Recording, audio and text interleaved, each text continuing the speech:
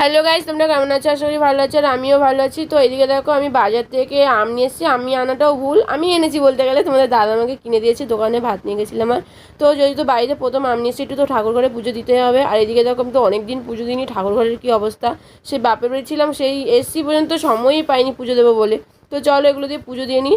তো আম দিয়ে পুজো দেওয়ার পর ওরা সবাই ছিল, ওদেরকে প্রসাদ দিচ্ছিলাম। তো ওরা দেখো কীরকম করে খাচ্ছিল, আর আমার জন্য এটা রেখেছিল।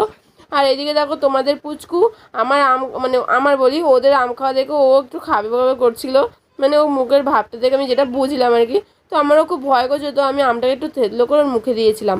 বাট ওর তো এখনও 6 মাস পূর্ণ হয়নি, কারণ 5 মাসের 5.5 মাসেরও বেশি হয়ে গেছে। মানে 6 মাস তো এখনও 10-12 দিন বাকি আছে আর কি, 10 দিন বাকি আছে।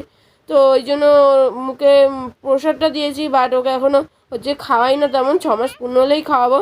তো আমি একটু তারপর শুয়ে শুয়ে যখন দিচ্ছিলাম তখনই না একটু বসিয়ে নিই। তো সোনামণি বলে, বৌদি তুমি আমাকে ক্যামেরাটা দাও, আমি ভিডিও করে দিচ্ছি। তো আমাকে ভিডিও করেছে, তোমাদের পুচকুকে দাও, আমি অল্প করে একটু খাইয়ে দিচ্ছিলাম। প্রথমে একবার দিচ্ছি, তারপর আবার দিচ্ছি। প্রথমেরটা খেয়েছি, লাস্টেরটা খাইনি, ফেলে দিয়েছে দেখবে। তো যাই হোক, তোমাদের পুচকু এই প্রথমবার আম খেলো, আর ঘরেও এই প্রথম এই বছর আম এসেছে। তো ভিডিওটি কেমন লাগলো, ভালো লাগলে লাইক করো, কমেন্ট করো, শেয়ার করো। আর আমার চ্যানেল নতুন হয়ে থাকলে সাবস্ক্রাইব করো। টাটা।